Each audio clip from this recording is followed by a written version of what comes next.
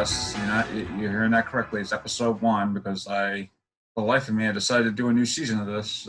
Yeah, what you recently just saw was essentially the first back half season of Performing the Arts. As always, my name is Bryan M. Davis. I am your host who does all this stuff in the comfort of my own home. Joining me today is Hi, my name is Beatrice. I'm a special effects makeup artist for film and TV. Beatrice or Beatrice B. Sniper. I mean, my friends call me B. It's not that some people don't remember it, and also I made my own company called the Beehive Studios, so it's kind of like a play on words. Yeah. So it's fine. So B is, as you just mentioned, you go by she, right? Yeah. Okay, I'm just making sure because again, that was probably going to be edited out. B is not only a makeup artist for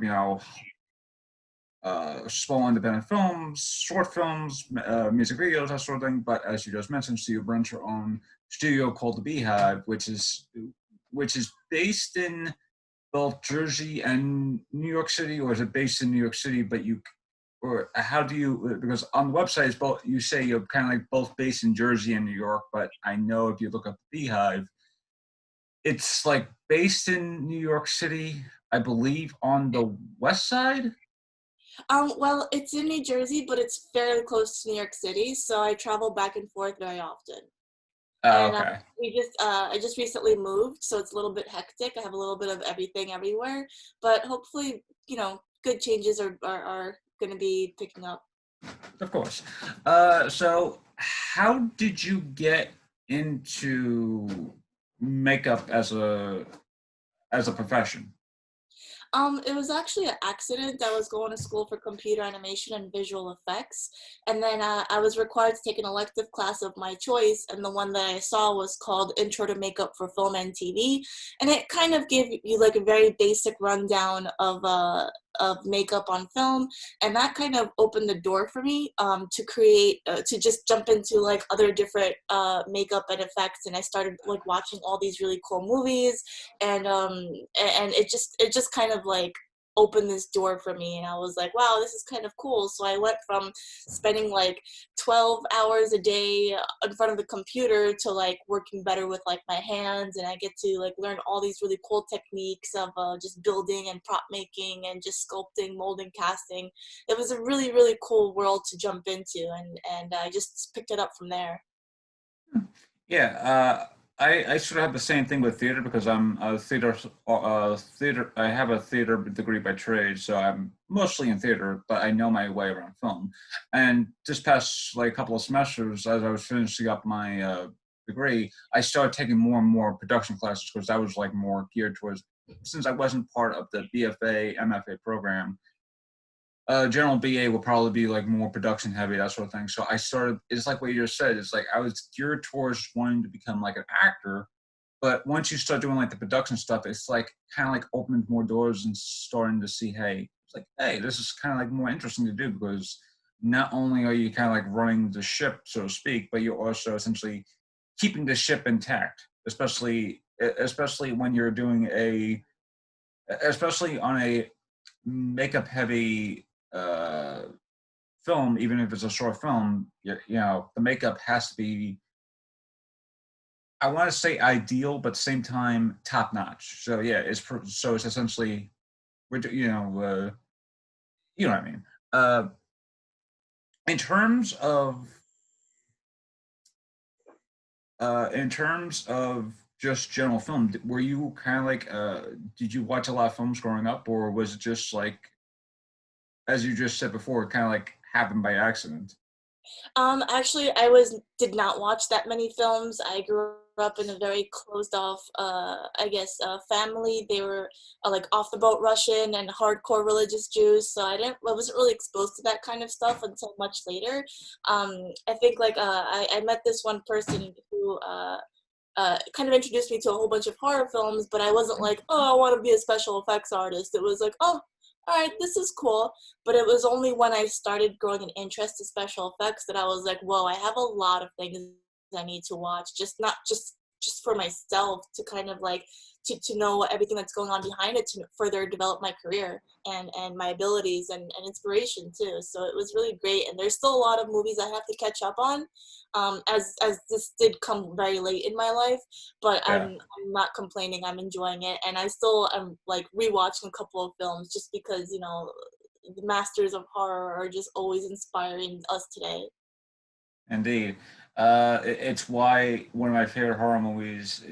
It's like I kind of joked around a couple days ago. It's like I can't really pick my favorite horror movie because it's like it always switches around because like oh I could just say oh it's Jaws and oh it's John Carpenter's The Thing or Silence of the Lambs. But like in those three movies, especially The Thing, mostly that's a special effects heavy film. But in Silence of the Lambs, like the special effects is kind of it's like not really outlandish. It's like the only outlandish stuff is like maybe Hannibal Lecter's escape and maybe what Buffalo Bill does to the bodies. And Jaws is kind of like very it's special is like special effects heavy the way the 70s were in terms of that sort of like gore and that sort of thing. But in terms of seeing and watching these films, were has there been like films that kind of like this that in this past like say since you started doing special effects, like have there been films that kind of like say this is a very good inspiration for me, and I want to watch it just to see how the makeup is used, that sort of thing, especially as a especially in that sort of film. I mean, yeah, field. Well, what really brings me to horror is the fact that it really questions a lot of things that you don't normally question when you're watching a regular movie. Like, you know, especially with different concepts of horror, like there's so many ways where in some movies it's been filmed a certain way, and then based on how it's getting cut and edited, you can swear that you saw certain things, but if you rewatch the movie it's not even there. Or it's just the idea of storytelling and how it's presented and just the different formats that I really like about the horror genre, because it really makes you think outside the box. And it's really that I don't know. I think it's really good for developing your mental behavior in a certain way. And even in movies just like Silence of the Lambs, like you mentioned, sometimes you don't need to see all of that gore and all of that like special effects in order to feel that fear. And then there's other movies like the zombie movies like Day of the Dead, 28 Days Later, where it's like you see the gore, or even in Saw, you see the gore, but you just don't want to turn away. And a lot of people are not used to seeing that kind of gore. So when that stuff came out, everyone was like, whoa, what am I looking at? But it's so hard to turn away. I still want to watch and see what happens next. So it kind of definitely developed into a whole branches, for lack of a better term. So that way there's more to learn, more to do. But there's like different I guess themes. There's like monster themes, there's like zombie themes, there's like ghosts, demons, possessions, like there's different branches, which I love very much, and they all do their own thing very wonderfully. Yeah, it's kind of odd because when I was growing up, my brother had a Freddy Krueger doll on the side of his bed. So Freddy Krueger would always like scare me half to death when I was a kid, and I would always had the Freddy Krueger nightmares like every now and then. But I always loved this like moment in my life where I kind of like started to appreciate the horror because it was around like say 90 not I want to say between 99 and 2000 because back then Stars and Showtime would always have their movies like premiering like almost like a year later after it was premiered in theaters. So I remember watching the end of Halloween H2O, right? And Michael Myers is attacking Laurie Strode and they have this fantastic, car crash, like they go round and round like that. And Michael Myers is stuck in a tree, right? So you have this ultimate face of evil, and he's like stuck in a tree, and he's like doing like he's like reaching out to his sister, and she just like takes the axe that she's holding and just like swipes the guy's head off. And I'm like, and I'm looking at this, and I'm like, wait, this is the guy I've been afraid. This is one of the guys I've been afraid of for the past like 10 years or so, and he's just taking out like anything else. I'm like, and it's odd because like the following like the almost the following like year or so, or like the following year, like the year next year or so, I just started watching like the Halloween movies, Nightmare on Elm Street movies, that sort of thing. I didn't get into like Friday the 13th like way later because I think Jason was just like the last person to think in terms of like horror because I like because it's like you gotta go like with Michael Myers and then Freddy Krueger and then oh here's Jason. Even though Jason is like in his own little league of his own because it's like and I could have a discussion about which Jason is the best, but it's very hard. It's very hard because especially with Michael Myers too, and Freddy Krueger is like his own character. Right. But Right. but when you think about horror, when you think about what you just said before, it's like there are subcategories in horror movies that are essentially the monster movie, the ghost movie, the possessed movie, where it's like it's not necessarily a ghost movie but the person is practically possessed, like The Exorcist Right. or something like that. Mhm. You There's know, like you get, slasher films, there's like vampires, there's like werewolves, so it's a lot of different, really awesome branches in horror that there's the really Ita- explore fear. there's the Italian horror called not Galileo, Galileo. I'm pronouncing it incorrectly, but if you watch Dario Argento, he's a master of that. He's just like so. There are subcategories of horror, but I think for the most part, and this is what you were just mentioning before. Uh, Back towards I want to believe 2004 to say 2012 or so. That's when like I want to say that was like the golden age of like when Saw was really like the whole torture porn phase was like going through. But when you do watch Saw, it's like yes, the traps and everything. It is a highlight of the movie, but the it also has all the very good storyline. Like once you start watching the movie, it's outside of the gore and everything. Right. Oh Right. It wow. really makes you think, like, is it like how valuable is your life? Is your life valuable in someone else's life? Like why is that life more valuable than the other life? What would you do if you were in that situation? So, I think it's really helps you think, even though it's just a movie, it really makes you think about life and philosophy in a weird way, the dark way, but still I don't know. I feel like these movies are just forms of art. I don't really feel like there's any evil intentions behind it. So I still like the fact that people go out of their way to kind of teach people a lesson in regards to like what life means to you. Yeah. Now, do you think that there is a? Oh, sorry, hang on a second. Uh, Firework. Not fireworks. I think that may have been fireworks. I'm not sure if it was fireworks, but I just heard a very loud bang that went like bang, bang, bang, bang. So I'm not sure if that was fireworks or if that was just like the wind crashing into something.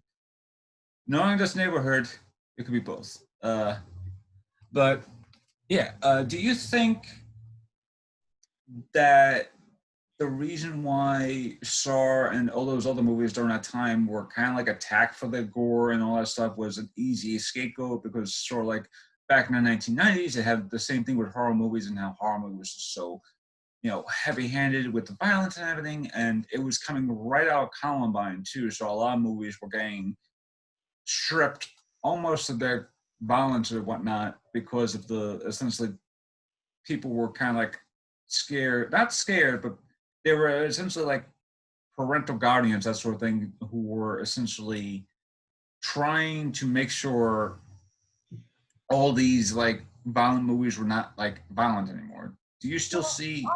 I don't think that's the case because I feel like horror movies always had a bad rep. They've been violent since they first came out. Like when people were watching like Day of the Dead, they were like looking at all these people like dismembering bodies, or like slasher films where people were saying it was misogynistic because all of them were going after females, just killing a whole bunch of people. So it's like there was, and even like even in The Exorcist, that messed up a lot of people, and like there's a lot of violence in horror movies, but it's an art form. So I don't think Exactly. yeah, I mean maybe like Saw and other torture porn movies came into play, and it again it made people more concerned for others, but I think the gore was always there. It's just it came in different formats. Yeah, I noticed that, and especially comic books around the time kind of had a little problem with that because there was back in like I want to say 20 like in the early 2010s there was a comic book storyline where the Joker practically had no face, so he practically his face was essentially like was ripped off, so he had to like essentially staple his face back together, all that stuff, and it was a pretty graphic like look to say the least because you had the Joker and you had essentially exposed muscles, that sort of thing, and they recently did that for the TV show Gotham too, and it kind of fit the mold in terms of what they're doing, but on a makeup scale, I don't want to say it missed its mark, but I will say, yeah, that's wind. No, actually, no, I think that's someone doing fireworks at this early in the day. Yeah, if someone hears this at the thing, it's almost July 4th, and someone's doing fireworks in the distance. So if you hear like a pop, pop, pop, that's just That's what I fireworks. figure. Everyone's out doing fireworks lately. Yeah, and it's like what 3:30 in the afternoon. Yeah, it's fireworks somewhere. Uh, Especially in this neighborhood. But yeah, in terms of makeup, especially with a TV show like Gotham, it was on a TV budget, so TV wise, you can't really do that much in terms of makeup because you're dealing with a limited budget, that sort of thing. Especially if you're doing an episode series that's like 22 episodes a season, that sort of thing. So you have to really your time spend your time, especially with the makeup guy, kind of sparingly, especially if it's like a makeup heavy character as such with Joker. Uh, Now, in your expertise in your career, has uh, and since you started your own production company, have you ran into well, not say trouble, but have you ran into moments where it's like you have to essentially not necessarily costs down with makeup, but at the same time, just make sure you're not overly spending a lot of this, a lot of makeup in a portion. Well, most of the time it always comes down to budget. Unfortunately, no one likes to talk about it, but Yeah, that's usually what it comes down to. And I always try to find ways to, compromise with the budget. I just kind of feel it out, what they can afford versus like what we can do with it. I always like to offer different options of like, okay, so we may not be able to do this effect, but we can still edit it in a certain way to get the point across. You may not visually see a lot of things, but people can still be horrified by the idea. It really depends on how you want to edit it. It depends on the budget. And then I think there's like the three triangle or the three circle rule where it's like very, very good, very, very cheap, or very, very fast. You can only pick two. So if you want something that's very good and cheap, it's not going to be fast. If you want something yeah, that's so it's like you got to pick two and then it's going to really be lacking in the third one.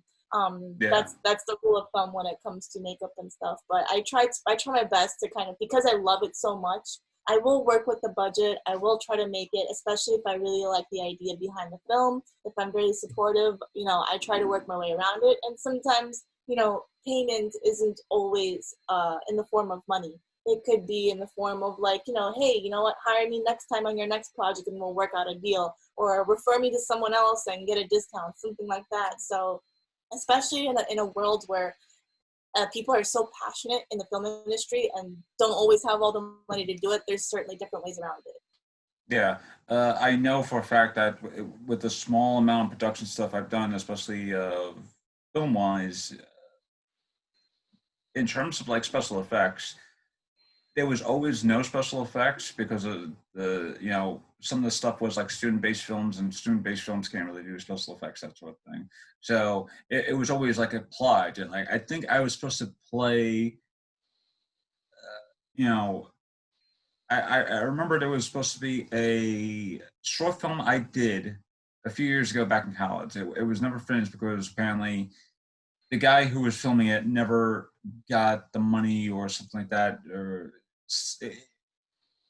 either it was some sort of thing with the money or it was some sort of thing with the main guy who was playing the act, like the main actor. So so technically speaking, it was never finished.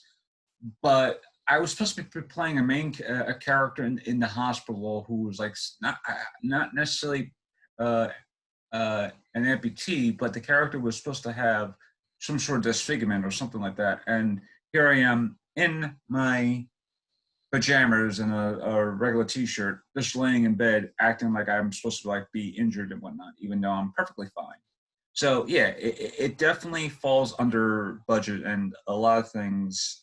And I remember talking to one of my other guests that, well, a couple of my guests about this, but there is the fact that the business side of acting or just the business side in general really isn't talked about a lot in terms of just entertainment in general.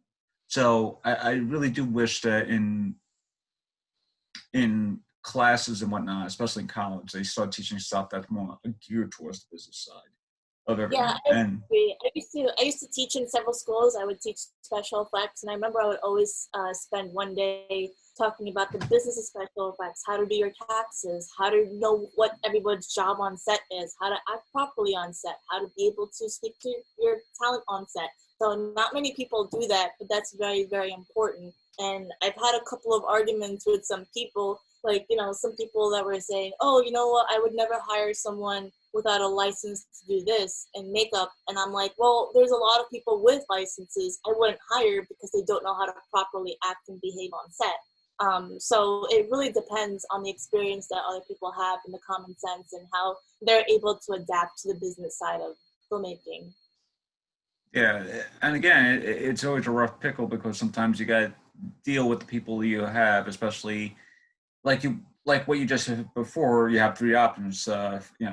Very very good, very fast, or very cheap, and you can't really You those can only two. Yeah, Olympic dues. So sometimes when you're working with the people, these people could be very good, they could work very fast, and they could be very cheap, especially in terms of being payment. But and again, payment is also another thing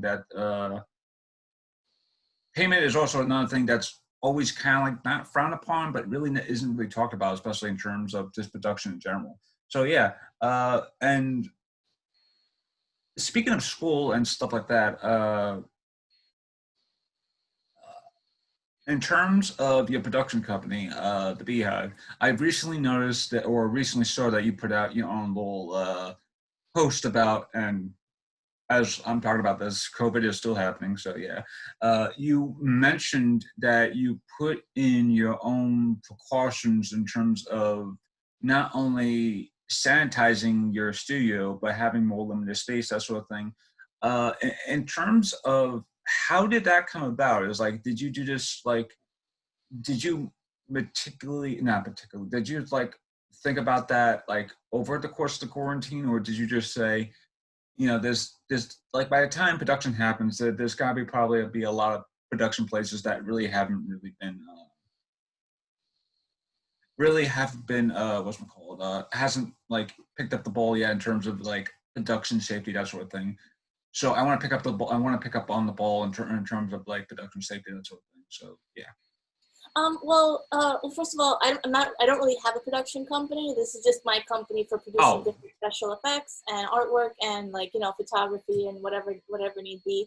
So, Oh, don't okay. make movies. I just make them look pretty. Oh, okay. um, My when it comes mistake. to that, that's okay. When it comes to the COVID stuff, I've been like, of course, it's been a huge question about, the film business getting back and starting the ball rolling, and everyone's been concerned with the whole case of COVID-19, and it's not something you can just, ignore and get back to work. A lot of the times, everyone is most concerned about, okay, what's life going to be like after, we start opening up. Yeah. And when it comes to makeup artists, we spend the most time and very close interaction with our talent most of the time. So we are at higher risk of getting or even like infecting other people. So, there have been a couple of guidelines that have been set out by like Hollywood and different major companies, and they were breaking down how the sets are going to change from now on and what people should be more aware of. And I just kind of I read through it. I took a bunch of courses on how to, be more sanitized and how to change my behavior, moving forward after all of this pandemic. So I just kind of made my own sheet of how I think I want to change my ways. And it's important to be informed about it when we are going to be starting productions again. It's very important to start the conversation of what are we doing to change, our ways ever since the pandemic. What are we doing to improve the set life? How are we keeping everything and everybody safe? Like what changes are we making to be better? So I just wanted to put that forth out there and inform people, look, it's important to start the conversation. It's important to have an open discussion if you have any questions. And these are the precautions I am taking so that way you can be safe and I can be safe and we can keep everyone happy and stop the spread as quickly as possible. As a makeup artist, it's our job to keep everything sanitized and clean, but like we don't really talk about it because it's more of something that of a behavior we have to develop. So I think it's just keeping everybody informed is really important in my opinion. So that's why I released that poster flyer or whatever, so that way people can be aware that I'm being aware of Yeah. what to change and to be very cautious of how to move forward. Yeah. And you mentioned kind of like an important point is like both makeup artists and stylists in general are essentially right next to the actors, that sort of thing. They're right, and so a lot of the people essentially, especially if your job is essentially to go through an actor's face and essentially put makeup or some sort of like color their skin to make them look like aliens, that sort of thing, you're at a more higher risk because Right, everyone can stay socially distant and keep the 6 feet on set, but with a makeup artist you can't. It's the only profession where you're spending so long and next to someone's face. So I think it's important to show that these precautions are being taken in yeah. response to COVID. So, and I do applaud you for taking that precaution, especially right before. I'm not sure when the phase is to actually go back into production, but I believe that's phase 4, and we haven't really entered phase 4 yet. We're supposed to be entering phase 3 next week or so, and even then, phase 3 might be a very, very slow phase of 3. Everyone's already saying we got to go back. Like at first, everyone was saying, "Oh yeah, you can do indoor dining," and now everyone's like, "No more. We might go back a few steps." So it's really tricky to say when we're gonna open up, and especially like there's union and then there's independent films. So I think union hasn't given the green light yet, and I don't know when they will. But with independent filmmakers, you never know. Like I'm already getting, people contacting me saying, "Hey, we want to make a film in in a month or two," and I'm like, "Well, it's tough to say where we are at, but you know what? I will move forward with you if you guys choose to move forward." And of course, they're all being respectful as well. They're like, "Oh, if COVID allows us to, so please understand it might get canceled or pushed forward." So it's like we're talking about different films that may or may not happen, but of course, independent filmmakers will do whatever they want to do. But even as independent filmmakers do what they do, it's still important that they make aware the precautions that they are taking, that even though they are not in the union, they still have to, I guess, like I said, start the discussion that this is what we're doing to make changes to make you feel safe. Yeah, and right now, especially in terms of just the entertainment world, especially for Broadway is essentially closed down until Well, next January of year. next. Yeah. Yeah, and originally it was going to be until it was like what you just said before. Is like originally it was going to be from March to June, and then from June got canceled and say it's got to be after Labor Day, and as we go straight into summer, it's like no, they pushed it all the way back to January next year, and all the people who I know, especially who graduated like me, their opportunities have essentially lost like their opportunities to work on Broadway or start working off Broadway, especially in terms of acting or just in theater in general. They're up in a very bad creek right now because it like you just said before, is like, oh, well, COVID. And again, this is another thing that relates back to theater, is that theater, they have makeup artists and stuff like that in general. So they have stylists, all that stuff, and it's like what you just said before. A lot of these people, especially if you're right next to an actor, you're more in danger of maybe catching something other than say COVID. It's like more in danger of just getting a cold in general.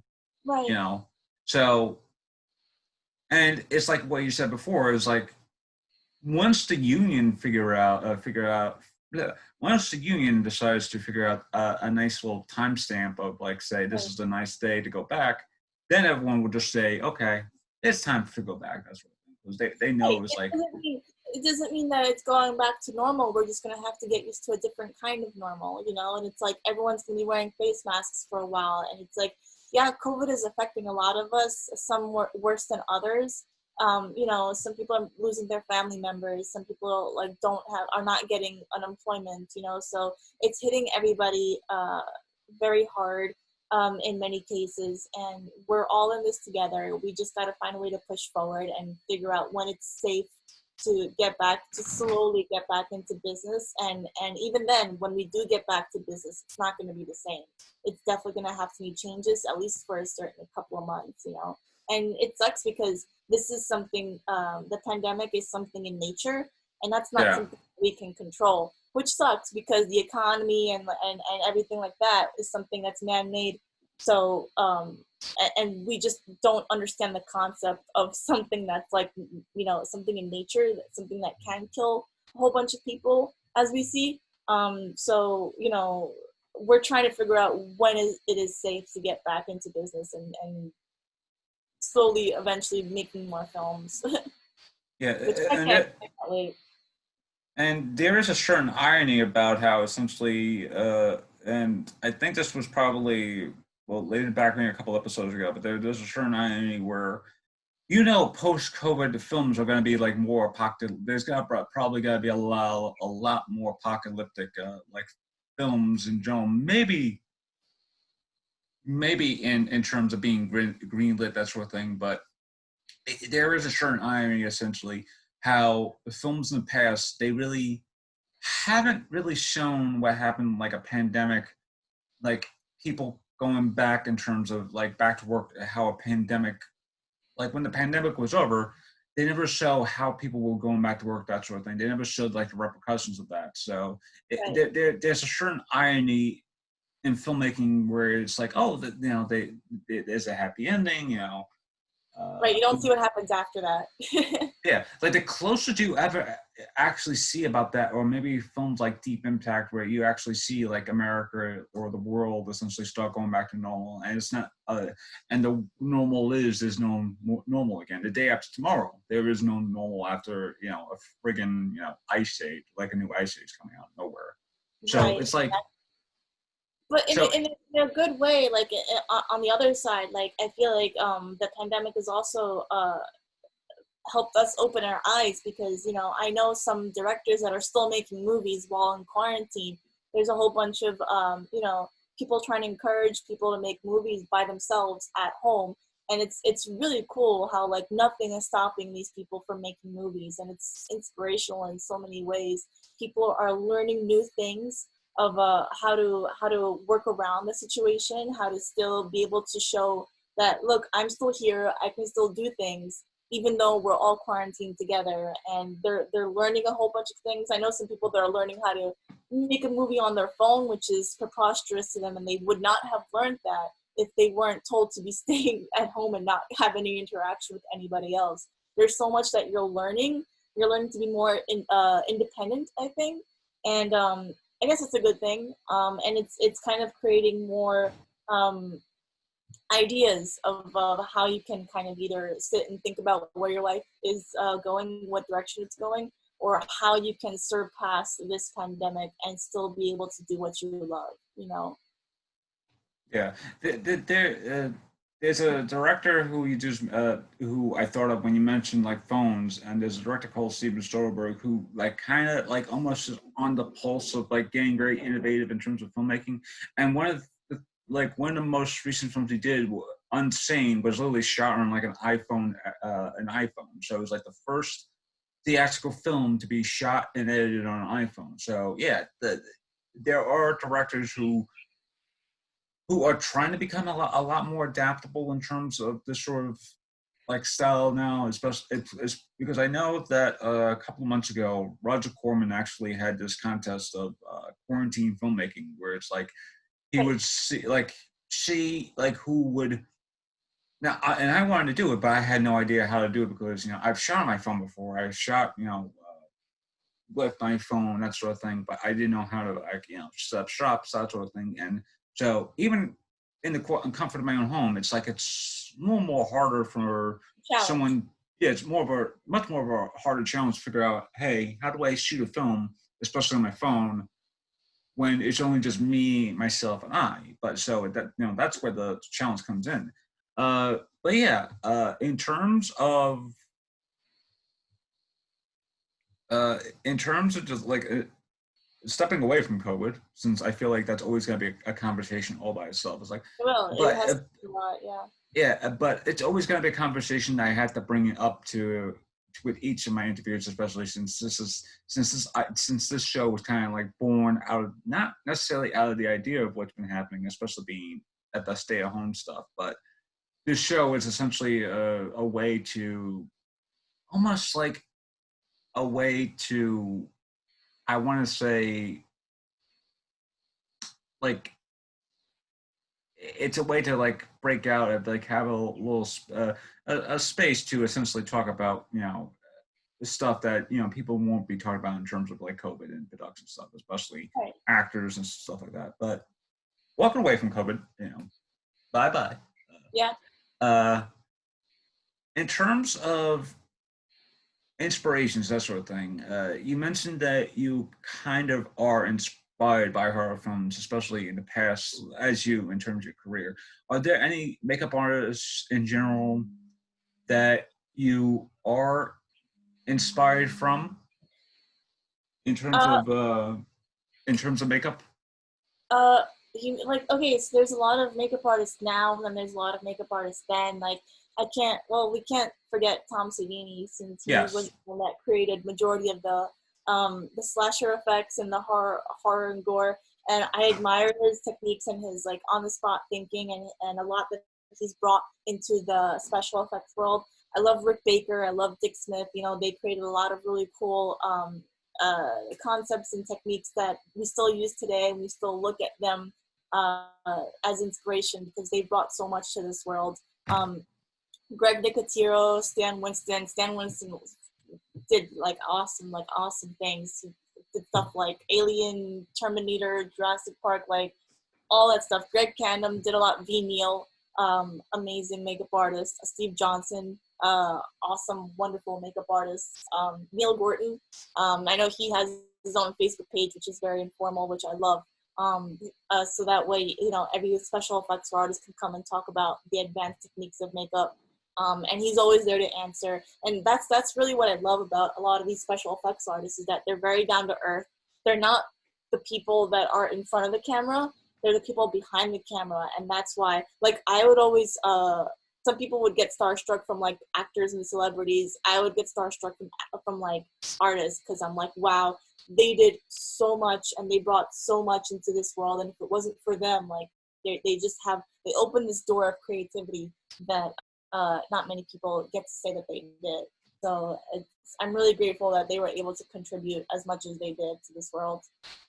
Yeah, if it wasn't for people, especially in horror movies, because in horror movies, especially creating the monster or the madman, this you need a great special effects artist or makeup artist in general to essentially. Right. There's a lot of creativity there. There's like, I've never seen personally what a zombie looks like, but Yeah, these people would be able to create, oh, this is what it looks like. This is what it would look like if your head got chopped off, or if someone bit into your face, or like you don't see that every day, but like these kind of films help you imagine it, and being able to visually see the horror, and it gets to you a lot faster, and like, I don't want to say it's like a good traumatizing, yeah, so unlike love and romance or action movies that you see nowadays, you don't normally see that like in a horror movie. It kind of opens a lot of doors. That's why I really like it. Yeah. In terms of, and again, this is talk about the inspirations, but I've seen some of your gore work on both Instagram and also on your website, and it is like exceptional because it's like not only is it so detailed, like it is so lifelike. It's eh, like are those inspirations like what I just mentioned, sort of like what you kind of like go into, like oh, it's like the character is like, oh, he shot in the face, like but the bullet is like he goes to the cheek, and it doesn't like come out of the cheek, so there's like this gaping hole in the cheek. So like, what is your process essentially to not necessarily on like that sort of like makeup thing, like makeup effect in general, but like do those like artists that you just mentioned before, are they essentially, I want to say with you as you kind of like make up your own like as you do your own makeup? Well, it's always important to have reference photos. That's very, very important because I see a lot of special effects artists that have the passion, but they would create this wound and then cover it in blood. And it's like, that's honestly like if I had to choose between my favorite kind of makeup, it would most likely be demons. Only because with gore, you can hide a lot of things with blood, and I see a Yeah. lot of people doing that. A lot of people are like making a wound, and it doesn't look very good, but it's okay. People are hiding everything with blood, and a lot of people, especially with directors, they don't. Especially with student directors, they don't really know who they're looking for when they're trying to hire special effects artists. So if one person does a really quick like haunt makeup that's very very severe that they're doing with tissue and latex, and it doesn't. I mean, for me, because I'm a little bit more trained in my experiences, but if I look at it like a tissue and latex makeup versus like something I sculpted, molded, casted out of silicone, and then it looks like really really good with before the blood, before I apply blood on it. Director won't know the difference, unfortunately, but he's willing to pay the same amount. He just wants the same thing, But with demons, I think there's more colors, there's more patterns that you can find in nature, like in leaves or in fish or in flowers. These beautiful patterns you can just find if if you look the right way. You can't hide things with blood. You can mess with the anatomy. You can add wings. You can add horns. You can add like really cool like muscular structure, and it's like there's no hiding. You have more to play with, more options, and I don't know. I kind of like a little bit of both worlds. I still, but most important, references are important. If you want to pull off a look, you need references. And even so, I have a whole bunch of folders on my computers of just different references, like old age references. This is what a cut looks like, and then it depends on like how you got cut. Did you get cut with a chainsaw? Did you get cut with like a knife? Was the knife serrated? Was the person taller than you? Were you strangled? Like you have to exactly know the forensics behind it before you can actually jump in and start doing makeup. It's weird how you say it. It's like there's almost like a an exact science to all this. There is, Uh, yeah. It's like even when I'm teaching makeup, I'm always talking like if someone hits you in the face, like where do you expect the bruise to start developing? How is it going to develop? It's going to be more severe on areas that are protruding from your face, so like your eyebrow, your cheekbone. So it's like there's definitely a science behind it, and a lot of the times, I find myself playing with a whole bunch of chemicals and some of them could possibly kill me if I don't use it properly. So it's like I do feel like a scientist. I'm constantly looking at realistic reference photos. I'm dealing with a whole bunch of materials, and trying to do whatever I can do to kind of pull off the look.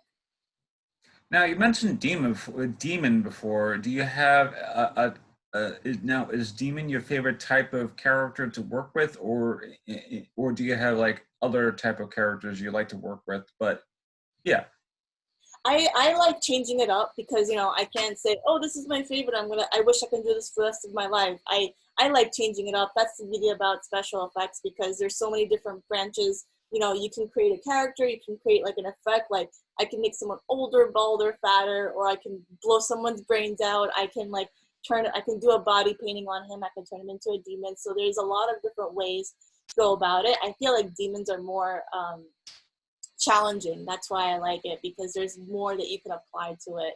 Um, And they're that's just more my personal preference. and they're more versatile because the demons don't have a default look because technically speaking, aside from aside from demons in general, like the stuff you read in text, demons. When you say a demon, oh, you think, oh, maybe it's something that looks like like Satan. You know, they have a the red face. They have horns like coming out of here, but demons can always.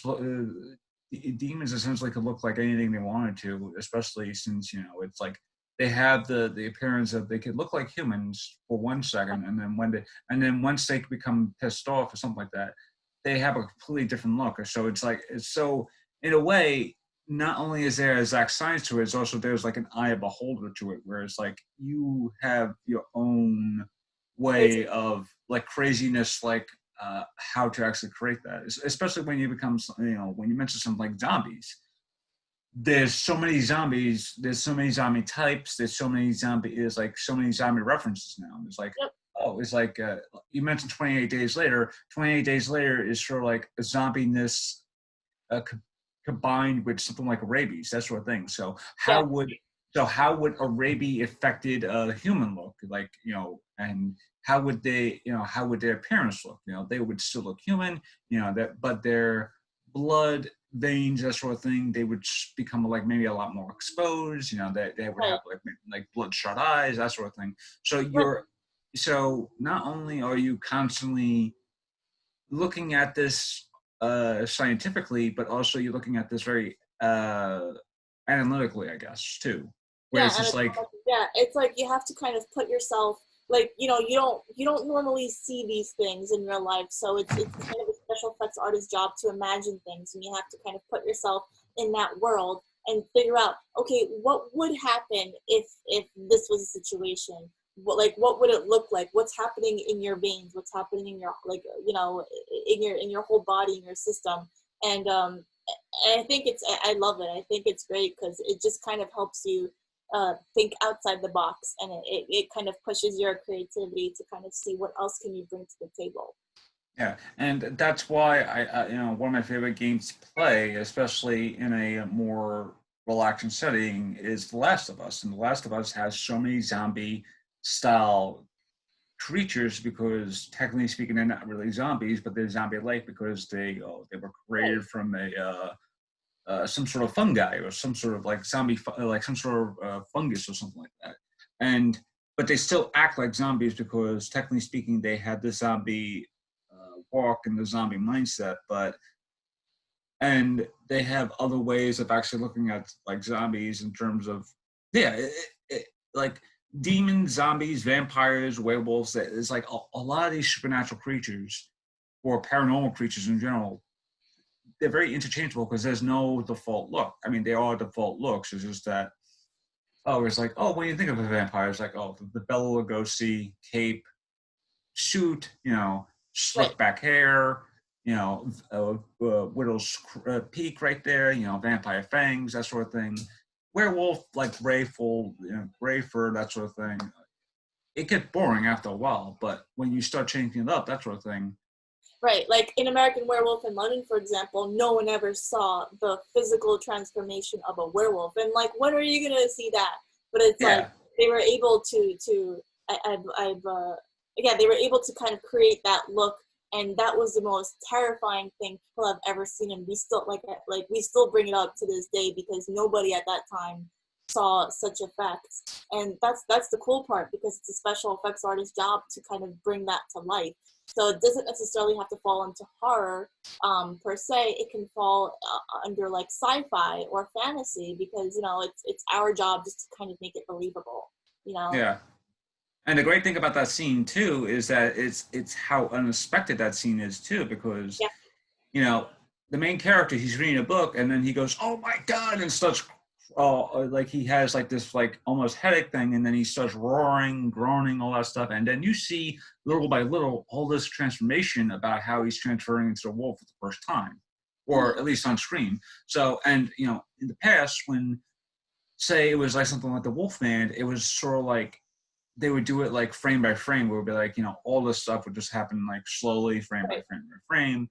But with the advantage of what Rick Baker, yeah, it was Rick Baker who did American Werewolf. Like, yeah, what Rick Baker did, he basically made essentially uh, a mechanical wolf, Yeah. and just slowly but surely showed you how the process of a wolf could be in terms of an actual werewolf, and not say a wolf man like in the Wolf Man. So Right.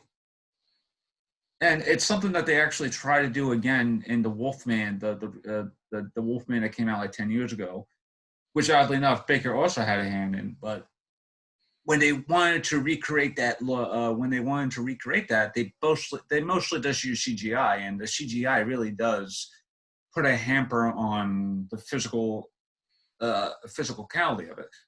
Which brings up a good point, or a good question, really, is when there is the need to use CGI, right, in terms of makeup, do you see makeup artists saying, "Okay, I know a way to show the CGI because it's like the Nightmare on Elm Street remake. They mostly use practical makeup, but they also use CGI to deepen the look of Freddy Mhm. Krueger because they wanted him to look more like an actual burn victim."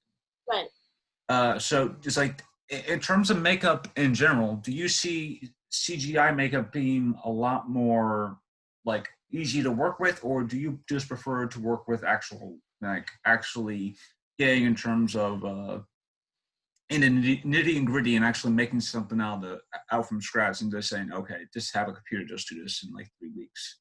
I could just easily just do this in 3 hours. Right. I think there's a difference between CGI and practical. CGI is still a young art, especially since I have a background in CGI, and that's initially what I thought I was going to do with my life. Yeah. But it only makes me appreciate filmmaking more because I know how much thought is put behind it. But the thing about CGI is not all of it is believable, and the tricky part is getting it to be believable, because if it's not, your audience isn't going to feel that fear, and they're not going to be emotionally involved if they don't feel a connection with it. If it's practical, there's some sort of magic about, like, being an actor and being able to physically stand next to a zombie. You can take photos with it, and it's like the light catches it a certain way that CGI can only guesstimate. And there's some sort of like something with the movement of people that CGI hasn't really caught yet. They're doing motion tracking and all, but there are also several ways to kind of combine forces. Like, in some cases, I saw this, like, even in Walking Dead, there was some really cool makeups, and, like, this one person that had half his face in makeup, and then the other half was green for the green screen part. So Hmm. I think if they work together, they can produce some really amazing results. Yeah, and it's odd when you look at films that were kind of based in CGI in the early '90s. Like you look at stuff like Jurassic Park or Terminator 2, where the CGI is sort of like at the very early stages, and then you watch, like, when you see the T Rex escaping from its holding pen, and you see oh yeah, it's like partially that's in CGI, but when you see the T Rex up close, that's an actual like life size T Rex thing. When you see the T-1000 being shot at, it's like you see where the makeup comes in. But when you see him actually walking through the thing, that's CGI, and that's when it's like nowadays people, there is a heavy reliance on CGI because I guess because in a way it saves money even though it costs more money to put in CGI. But I'm not sure how that again, that's the business side of that, both business side of production, where it's like a lot of these films, especially a lot of recent action films, they do a lot of reliance on CGI. Yeah.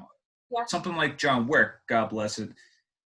It doesn't rely a lot on CGI. It relies on very physical things. But when you watch something like, say, a recent Marvel or DC movie, there's a lot of CGI in there, and a lot of makeup.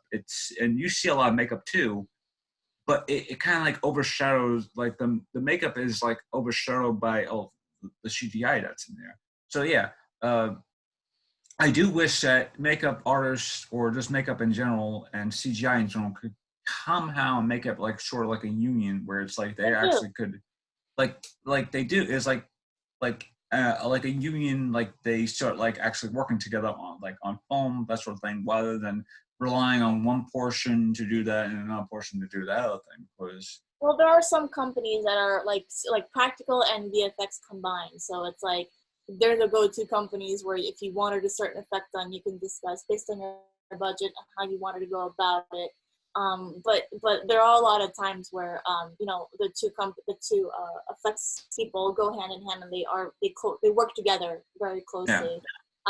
But it also really depends on like how it depends on the director. I think how heavy CGI he wants it versus how practical he wants it, because each of them has pros and cons.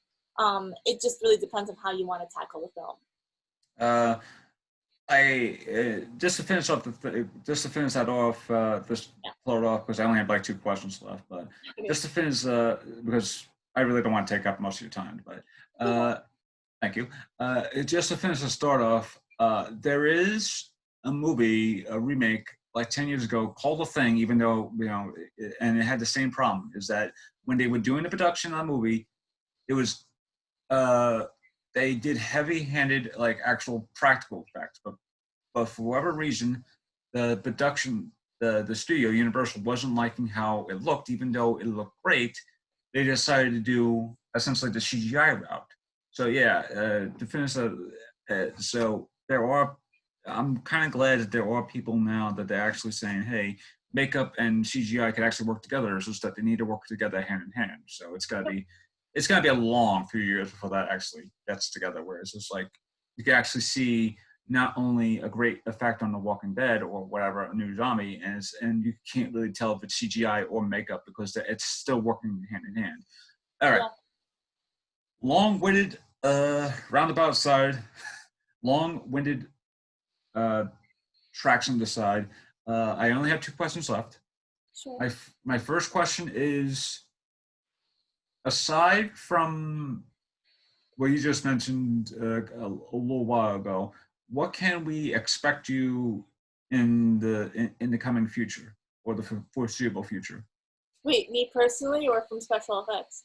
Just you personally, like you were like, do you have like stuff in the future that's like still wrapping up, that sort of thing? I mean, yeah, there are some projects that had to be put on pause because of whole COVID. So waiting from those, and then there's definitely more projects coming up. I mean, I guess the only thing to expect is for bigger, greater things. I don't know, the whole process of being an artist, especially if you're majority self-taught, is the fact that you're always going to be getting bigger and better constantly. If the passion is there, motivation is there, then the learning never stops. And I think that's the beauty about this art. Is just like I will stop learning when I'm dead. There's so many different techniques. There's so many amazing things that have been shown to the public, but there's so much more that you can bring to the table, and that's why I love it so much, because it never ends, and it's so amazing. You can bring like 10 makeup artists, very very talented, very very experienced makeup artists into one room, and you tell them to do one thing and they're all going to do it differently, and there is no right or wrong way about it. It's just your technique and the result, and that's the cool part. There's always something to learn from everybody, and it's humbling in a way, but it also, to me, it inspires and pushes me to keep moving forward and do better things. Yeah, that's actually a pretty good point. Is that you could put 10 makeup artists in a room or 10 production people in a room, and you ask each of them to do one thing. 10 different techniques could come out of that one thing. So yeah. So, For my last question, it's a very fairly easy question. Do you have any advice to the audience watching or listening? um I mean, if the audience is basically filmmakers, I mean, I guess the advice I can give is just to never stop being you, never stop doing what you love, follow your heart, follow your dreams, because this is what you love. So you only live one life. Might as well do the best that you can at it, It's not going to be an easy route. It never is, but usually worthwhile things are never easy. Just keep pushing yourself, stay motivated, be around positive people, and it's easy to feel discouraged a couple of days, but you know, at the end of the day, just keep working, keep being better, keep aiming towards being and doing better, um, because it's worth it in the end, I think. So And with that, thank you, Beatrice, for taking the time to actually doing all this. Oh, before we go, do you have any social medias you want to plug? BeatriceSniper.com is my website where you can just pretty much find anything. I think Instagram, a lot of makeup artists believe that you need a better Instagram than a website. So I have them both. Why not? So Instagram is B Sniper, so BEA Sniper. Be a sniper. Uh, and then I don't know. I also have a Facebook page that I neglect sometimes because I always assume everything is on my website. So that's just pretty much that as far as I'm concerned. Yeah, so, uh-oh. And with that, thank you for joining me and take care, everyone.